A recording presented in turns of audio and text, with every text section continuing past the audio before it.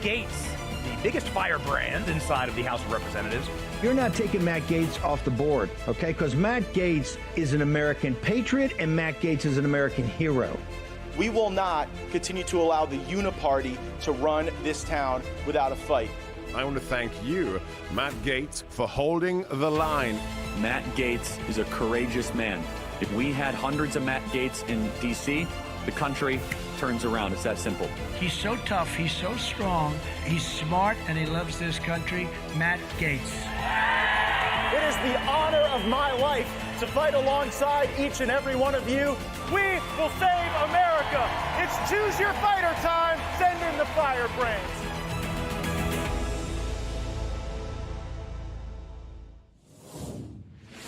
You all on the same page? No. What do you mean you're not on the same page? You're not even in the same book. Was there Support a President confession in Biden. the What's the room? outcome of that meeting? Welcome back to Firebrand. I'm Congressman Matt Gaetz. That was Congressman Steve Cohen, Democrat from Memphis, Tennessee, leaving a meeting with House Democrats discussing the future of President Biden, his mental capacity, his ability to continue as the Democratic nominee, and they're not even on the same book. That's the response from Congressman Cohen when asked whether Democrats are on the same page regarding President Biden. I can just tell you from inside the halls of Congress, where we're currently broadcasting from room 2021 of the Rayburn House Office Building here at the Capitol Complex, it is like a funeral mentality. Democrats had this long strategy meeting this morning. It did not appear that they came out of that with any consensus. Last night, Biden was shoring up his base with the Congressional Black Caucus. That's typically where he enjoys his strongest sentiment of support among congressional Democrats. But then there are frontliners. Then there are those in districts that are very purple that could swing to the right or to the left, and they are not as confident. Now, there are members of the Congressional Black Caucus who are also frontliners, but a majority of the Congressional Black Caucus, they are in districts that are very safe Democrat seats. And so their experience is different than those who feel as though the strength of the presidential ticket is going to affect their own ability to serve in the United States House of Representatives. And then there are members who are not frontliners typically, but now might be. So consider this. You're a Democrat member of Congress. Maybe you have a Cook political rating of like a D8 or D12. That would mean that you typically win your contest by 8, 12 percentage points. That group of members is not used to being in a full-on election battle come November. And now they're starting to get memos from their pollsters, from their consultants saying, Joe Biden's running even in our district, where he used to be an updraft. Now that could put downward pressure on the ability of Democrats running for the Senate, the House, even further down ballot to be successful in some of those elections. And so that is shaping how Democrats are viewing the work that we're doing on Capitol Hill. It's also shaping how Republicans are thinking about it. Let me lay this out for you. There are two schools of thoughts among the Republicans. One is when the opposition is trying to fumble the football, you let them. You don't get in their way. You don't do too much if they're in their own path of self-destruction. And so make as little wake as possible, keep calm waters on our side, and just watch the left engage in the circular firing squad. That's one theory. The other theory is when you start to see the cracks in the opposition, apply pressure. Here would be the strategy under a more forward-thinking paradigm. Make the Democrats take a vote on whether or not there should be a mental competency test for President Biden right now in his official capacity. Make them take a vote on whether or not proceedings pursuant to the 25th Amendment ought to begin. Make them take a vote on whether or not he ought to have the nuclear codes. It's a fair question to ask who's the president right now. Like if something terrible happened, God forbid, if we were attacked, if there was some catastrophe, some natural event, I mean, they're definitely not going to this guy to make the decision. So who is the president? Is it Dr. Jill? Is it Hunter? Is it the border czar, Kamala Harris? We don't know. And I think applying some pressure by using the floor of the House to ripen those questions could be as effective a strategy as just sitting back and watching them self-destruct. So we'll see how that goes. We'll continue to follow. But there's a really important discussion we want to have today about what's going on at our school boards, in our classrooms, and really in the education system at large. And so we are welcoming back to Firebrand my good friend Catalina Stubbe. Catalina is the National Director of Hispanic Outreach at Moms for Liberty. She's also a radio host on Americano Media. She's been on Firebrand before. It was really in the heart of this uprising we saw from parents to change the way the education system was approaching active parenting and parents who wanted to be involved in curriculum review. And now that you've been a leader in the Moms for Liberty movement, Catalina, tell us a little bit about the mission of the organization, how it is still very much prescient in what we're doing in the education space. Yeah, that's correct. Thank you, Congressman, for this invitation. Listen, it's simple. Moms for Liberty is fighting for the survival of America. Education get us into a big trouble, and education is going to get us out of this trouble. Why? Because they indoctrinate our children. Our children were indoctrinated at school. They were teach about CRT. They were teach gender ideologies. Most of it, they are Marxist ideologies that shake the foundation of the educational system. The results are clear, and only 30% of our students has passed the test in math, in reading, or in science. Only 30%. That means more than 70% of the children in this country are graduating without being prepared for that, without a purpose. Now, if you see for long ago, moms have been taught that the government know best, and as a parent, you want the best for your child. And with our tax dollar, government have the responsibility to empower families with quality education options that nurture our community and strengthen our nation. We as a parent, we have the responsibility to educate and our next generation about the ideals of this nation, about the ideas and values that make our country the best. Now, let's say this Biden administration is using laws and like, for example, Title IX against our parents, against the girls, against the sports in the girls in sports. But gender ideology does not belong in public school. And we are glad that courts made the correct call to support parental rights. We will always stand up for the rights of parents and the protection of children. All parents must have their voice heard, and the right to raise their own children is part of the very fabric of free America. The federal government has no right to claim our children as their own or to push parents out of the classroom. This is simple, and now no, for sure. Well, I want to get in. I want to draw a finer point on this because you have just scored a major victory for the Title IX movement, and this was a report that we're getting from MomsForLiberty.org. Moms for Liberty succeeds in halting Title IX changes. And this out of Topeka, Kansas, and a landmark ruling. A federal court in Kansas issued an opinion halting the Biden Department of Education's Title IX changes in a lawsuit brought by the Southeastern Legal Foundation and the Mountain States Legal Foundation on behalf of their clients, Moms for Liberty and Young America's Foundations.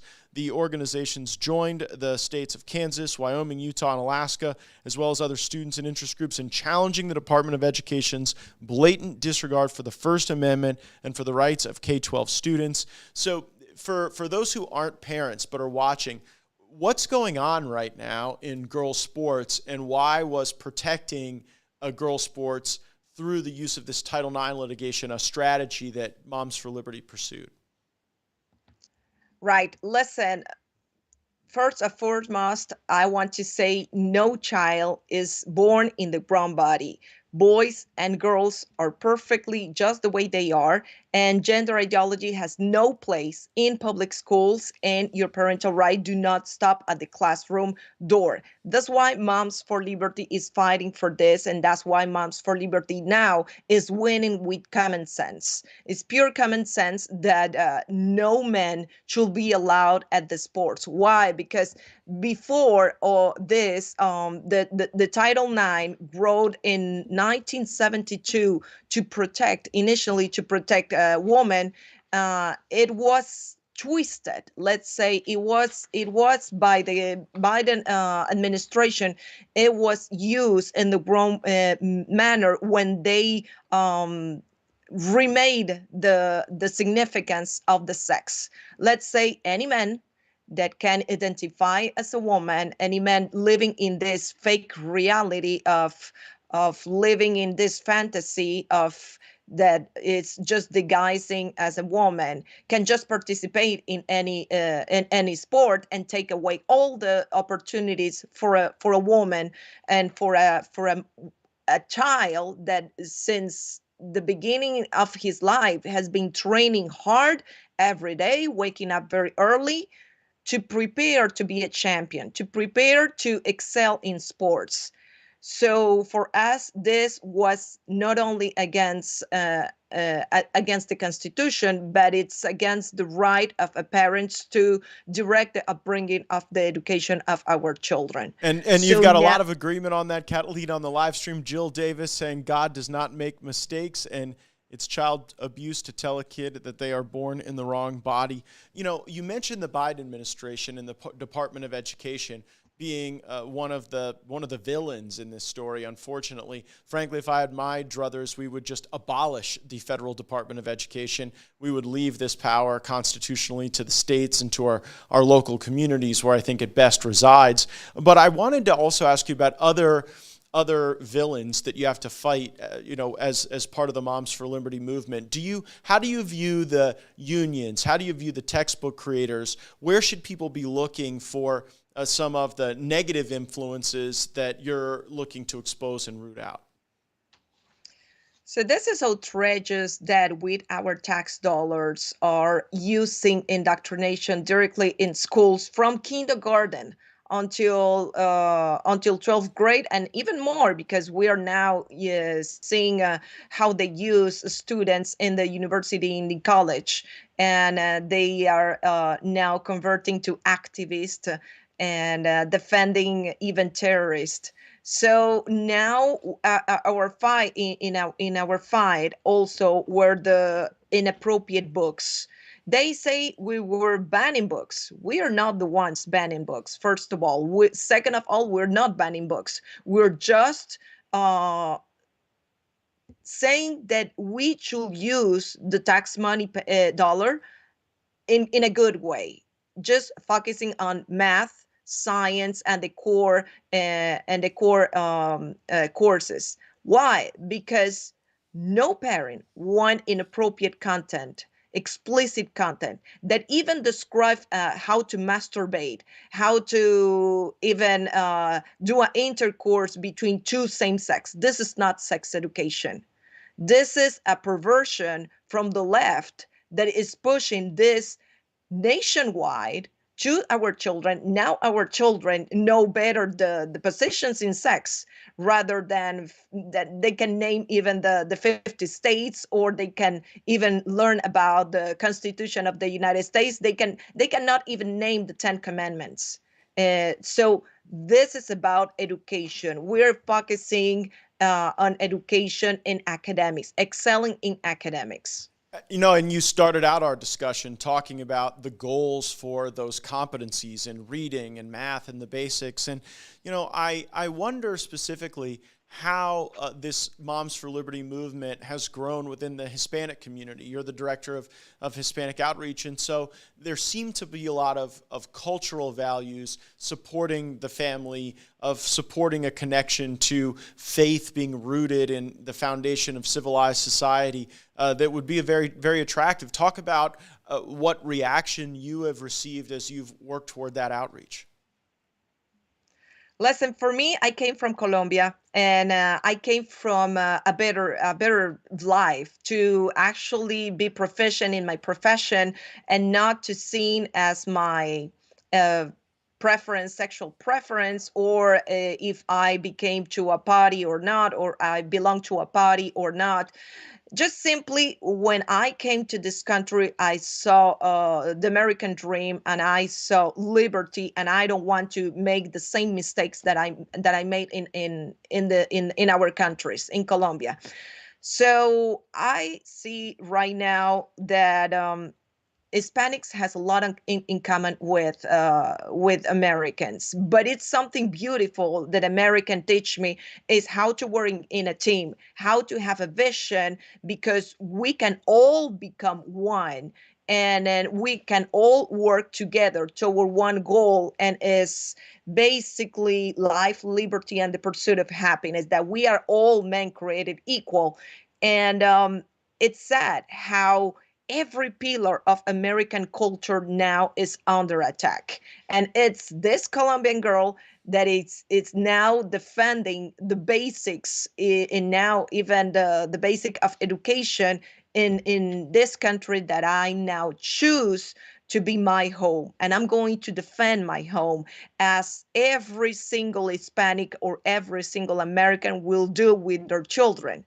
The children is the most precious gift that we receive, and we are going to defend it with everything we have. That's why we're so passionate about it. And it's so important, because they are becoming the future of our country. They are going to become our next legislators, our next doctors. Are you, Congressman, going to trust this young generation that just graduated from high school to be the next voters, choosing the next presidents or the next legislators? They are going to. And so it's our duty to defend the education, transparency in education, and to offer them an education free from indoctrination. And actually, they deserve better. They deserve better than this, because right now our country is every pillar is under attack: freedom of speech, the Justice Department, the media, the medicine, but for me, the most outrageous is education, using our tax dollars to indoctrinate our children. That must stop. And it starts at home. I don't expect a politician to solve all my problems, but parents know best and need to tell the truth to their children. So right Absolutely. now, yes, no, I think we're all very lucky to have you in that fight. And I think that after people hear that description, they're going to want to join you in that fight. And so talk a little bit about who the people are that are participating in the Moms for Liberty movement. Maybe talk about how people come to the movement and what work you're doing together. And then if you could let folks know if they see this and are inspired to be in that fight with you to save our education system, how they can join the great efforts that you're endeavoring upon. Listen, this is nice, because people always tell me why you became involved in politics. I don't like politics.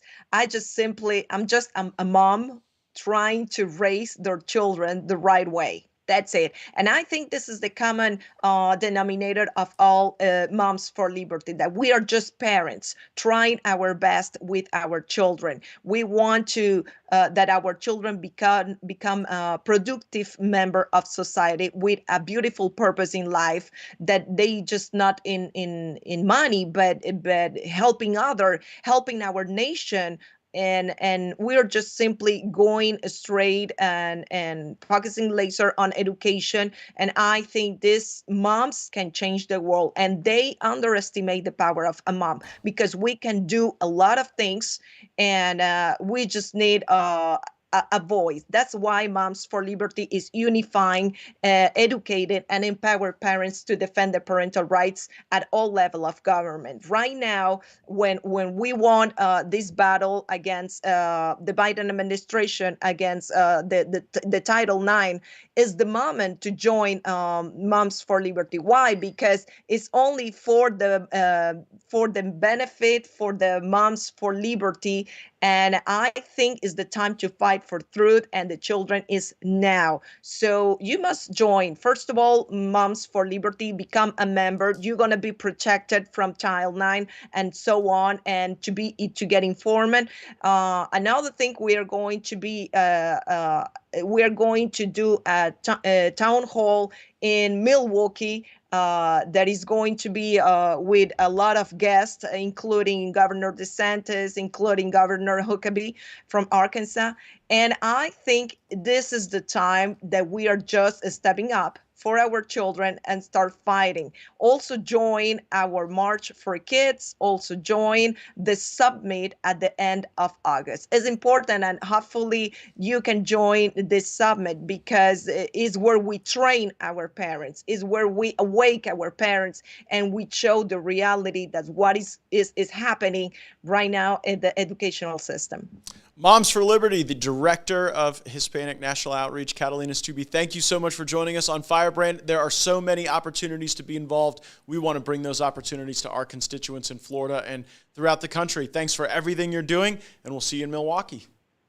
Thank you so much, Congressman. Thank you. And we also wanted to let the Firebrand audience know that there was work happening in the House Judiciary Committee today regarding the real abuse of the legal process that we saw on display during the prosecution of President Trump by Alvin Bragg in Manhattan. Now, the core theory of that case is that somehow President Trump violated federal election law by not using donor money for this non-disclosure agreement with Stormy Daniels. And I had the opportunity to question Bradley Smith, who's the former chair of the FEC, who oversaw the enforcement of our election regulations. And the precedent set by the Democrats would lead to a pretty absurd result. Take a listen to my questioning of the former chair of the FEC. So, Mr. Smith, following up on Mr. Stubbe's question, I want to understand the precedent here. So if a candidate for federal office wanted to use campaign money now to make a hush money payment, could they point to what has occurred in this New York litigation and say, well, I guess I can go use my donor money to make a hush money payment? I suppose they could, at least unless Judge Jackson is correct, and we'll have to wait for that overturning on appeal. But yes, that's... Yeah, but well, I guess I want to ask the question, if an appellate court does not in some way deal with what has been laid before the country, could we see people collecting money from donors, lobbyists, and PACs, and then using it to make hush money payments? Yeah, and you could do almost anything else. You could say, for example, I'd really like to go to the Super Bowl this year. I think I'll take a couple of donors along and buy your Super Bowl tickets and your whole trip to the Super Bowl, because it's for the purpose of influencing your campaign. So in the prosecution to preserve our democracy, we have now greenlit potentially the most expansive abuses of campaign funds ever. Well put. I don't think that it was the intent of the Bragg prosecution to create a massive loophole for people to misuse campaign funds, but that's exactly what they seem to have done, according to that expert. And I continue to take exception with how Judge Merchan in that case was able to preside over a matter where his own family was benefiting off of the notoriety of the case. And we had a former judge before the committee. I asked him what that would have been like in his court. Take a listen. Judge Wilson, I just want to ask you a precise question. Was there ever a case that you were presiding over where you had a family member economically benefit from the notoriety of the case? No, never. You sure you don't want to take some more time on that? Think about it. I don't need more time. I know that for a fact. Well, I mean, if that had ever arisen, would you have allowed a family member to make money off the notoriety of a case? I would have recused myself from the case. Huh. Well, it's just interesting because we had Attorney General Garland, who was, spent a good amount of time on the bench, and I asked him the same question, and, he said that he wouldn't answer it because it was obviously a reference to what had gone on in New York. I mean, I thought he might could have answered it, but I mean, when you look at what happened in New York, does it concern you that the judge in that case seemed to have a family member who was economically leveraging the notoriety of the case? It greatly concerned me, but not so much from the perspective of the ethical violation that would be apparent, because that judge did get an ethical opinion from the Judicial Ethics Committee in New York that exonerated him from any wrongdoing in listening to the case when his daughter was benefiting. What I was concerned about was the appearance of impropriety. When I sat on the bench, sometimes I would get a report from probation or some other organization, and they would hand it to me in an envelope. And I made certain to open up that envelope and show everybody that it was a report that I was looking at, because I didn't want there to be the appearance of impropriety that I'm receiving an envelope from someone in the courtroom. The concept is the same here. You're presiding over a case where your daughter is benefiting and where you've made political contributions in small amounts, but it's irrelevant, the amount. But you've made contributions to the political opponent of the defendant before you. These are the very essence of the appearance of impropriety. And I feel strongly that Judge Merchan should have recused himself on that basis. Just simple as can be, Mr. Chairman. Straightforward answer to a straightforward question. I wish we could have gotten that from the Attorney General. I yield back. We are back live, and we made news yesterday by announcing the establishment of the Congressional El Salvador Caucus. I am going to be leading that caucus as chairman, along with Vicente Gonzalez, a Democrat from the state of Texas, who knows that part of the world rather well. This was the announcement of the Congressional El Salvador Caucus. Take a listen. Mr. Speaker, I rise to notify the House of the creation of the Congressional El Salvador Caucus, for which I will serve as chairman, and for which I have appointed the gentleman from Texas, Vicente Gonzalez, to serve as the bipartisan co-chairman. Congressman Gonzalez has extensive relationships and insights drawn from his time in El Salvador and throughout Latin America, and undeniably that will assist in leading the caucus. Mr. Speaker, El Salvador's president, Nayib Bukele, has converted El Salvador from the murder capital of the world into a reliable and stable partner for peace and security for the United States of America. The El Salvador Caucus will exist to nurture and advance the U.S.-El Salvador relationship, to encourage strong borders, strong culture, and the strong reforms that President Bukele has put into effect. They've defeated the gangs. They've put prosperity on the march in El Salvador, and even the 70,000 people who are incarcerated in that country are not just seeing their lives wasted away. President Bukele has instituted a zero leisure policy where they are now restoring buildings and murals and actually rebuilding the country that so many of them had a hand in ravaging through gang warfare. The purpose of this caucus will be to vindicate the choices that President Bukele has made that indeed strengthen the U.S.-El Salvador relationship. And El Salvador's resurgence has not existed as a consequence of falling for the siren song of globalism. Instead, President Bukele believes that the way El Salvador can lead within Central America and indeed throughout the West is by being the best version of themselves, not being excessively reliant on some of these globalist institutions. President Bukele has delivered instant justice to the satanic gangs and the endemic political corruption, but in fact, no good deed goes unpunished. Too often our own government and even some members of this Congress mount attack after attack at El Salvador and President Bukele, presumably because the comeback that El Salvador is living is a breathing indictment of other failed ideologies. Through the inspiration from El Salvador's astonishing transformation, the great American rejuvenation can become a reality as well, so that we can experience a triumphant return of safety and prosperity that we once inspired in others. I would invite my colleagues in the House and Senate to contact our office. We would love to have you as a member of the El Salvador Caucus as we strengthen the U.S.-El Salvador relationship, as we work to amplify some of the good decisions that are being made by President Bukele and his government, and as we hope that these good ideas have legs and can travel and can be copied and implemented for a more stable world. Thank you, Mr. Speaker. I yield back. Thanks so much for joining us today on Firebrand. We'll continue to cover whatever is going on with the Democratic Party right now and their leadership and the president and his condition. We've also got Jeremy Carl joining us for an episode we're going to have a little later in the week. We may do that from the Rumble Studios. Make sure you're subscribed with notifications on. That way you will always be tuned in to the conversation. Roll the credits.